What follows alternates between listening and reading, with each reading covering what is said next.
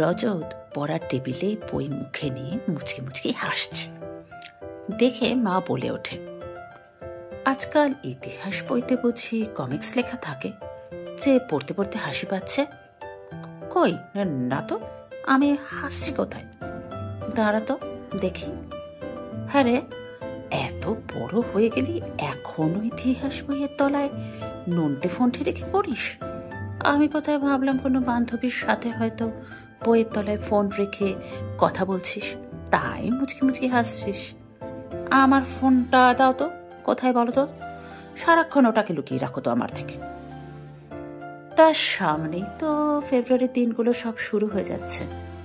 14 তারিখ কোনো extra class আছে নাকি? আরে না না, তো তুমি যে কি বলো মা, আমার অন্য কেস ফেস নেই। তা থাকবে কি করে? সপ্তাহে 2 দিন স্নান করলে কি আর ওসব কেস জোটে? কোথায় তুমি খুশি হবে তোমার ছেলে অমর না বলে, এদিকে উল্টে তুমি খোঁচা মারছো আমায়।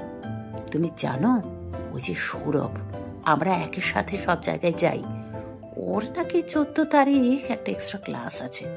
কি জানি কি করবে। আচ্ছা বাবু, সত্যি করে বল তো, তোর কোনো বান্ধবী টান্ধবী নেই?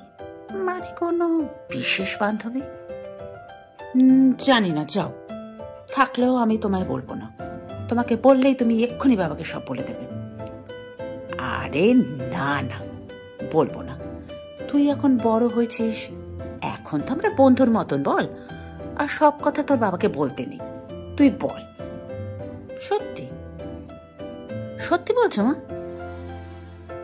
মা জানো, প্রিয়াঙ্কা বলে না একজন আছে, আমার তাকে খুব ভালো লাগে। ও খুব ভালো মেয়ে জানো মা, কিন্তু না বলতে পারি না, ভয় লাগে। তবে এবার ভাবছি বলেই ফেলবো, যা হবে দেখা যাবে। বলেই ফেলি, কি বলো মা? তবে রে ছেলে, এই করতে আমি তোকে পড়তে পাঠাই, তুই কিছু বলার আগেই আমি তোর বাবাকে সব বলছি। তারা তুই আজকে হচ্ছে তোর। ওগো শুনছ, দেখো তোমার ছেলে কি করেছে। মা কি তুমি যে বললে বাবাকে জানাবে? কি গো, প্রেমের কথা অন্তত মাকে বলতে নেই, যাকেই বলো। মা, ও মা, মা।